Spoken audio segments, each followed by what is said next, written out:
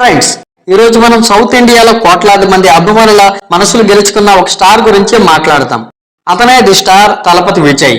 విజయ్ అసలు పేరు Joseph Vijay Chandrasekhar. 1974 June 22న చెన్నైలో జన్మించాడు. ఆయన తండ్రి ఎస్ఏ చంద్రశేఖర్, ఒక ప్రముఖ డైరెక్టర్. తల్లి శోభ సింగర్ అండ్ ప్రొడ్యూసర్. విజయ్ చిన్నప్పటి నుంచే సినిమాల మధ్య పెరిగాడు.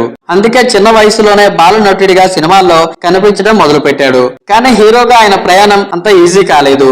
1992లో నాలయ్య తీర్పు సినిమాతో హీరోగా వచ్చిన అప్పుడు చాలా మంది ఆయనను ట్రోల్ చేశారు. హీరోలా లేడు అని కూడా అన్నారు. కానీ విజయ్ ఒక విషయాన్ని ప్రూవ్ చేశాడు. మనపై ఎవరు ఏమనుకున్నా మన కష్టం ఆపకూడదు అని. రోజు రోజుకి తన నటన మెరుగుపరుచుకున్నాడు. డాన్స్ లో అదిరిపోయే స్టైల్ తెచ్చుకున్నాడు. ఫైట్స్ లో ఓరమ్మాస్ ఎనర్జీ చూపించాడు. తర్వాత పూవే వనక్కాగా సినిమా ఆయన కెరీర్ ను మార్చేసింది.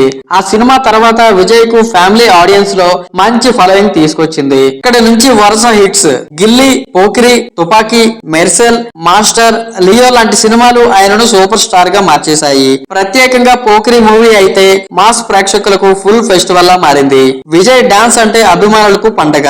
ఆయన స్టెప్స్ సింపుల్ గా ఉన్న ఎనర్జీ మాత్రం నెక్స్ట్ లెవెల్ లో ఉంటుంది. అలాగే ఆయన సినిమాల్లో చాలా సార్లు మంచి మెసేజ్ కూడా ఉంటుంది. రైతుల సమస్యలు, విద్య, ఓటు హక్కు, ఇలా చాలా విషయాలను సినిమాల ద్వారా చెప్పాడు. సినిమాల బయట కూడా విజయ్ చాలా సింపుల్ గా ఉంటాడు. పేద విద్యార్థులకు సహాయం చేయడం, సేవా కార్యక్రమాలు చేయడం, ప్రజలకు అండగా నిలవడం ఆయనకు చాలా ఇష్టం. అందుకే అభిమానులు విజయ్ ను కేవలం హీరోగానే కాదు, తమ మనిషిగా చూస్తారు. రీసెంట్ గా రాజకీయాల్లో కూడా అడుగు పెట్టాడు విజయ్. ప్రజల కోసం ఇంకా ఎక్కువ చేయాలనేది ఆయన ఆలోచన.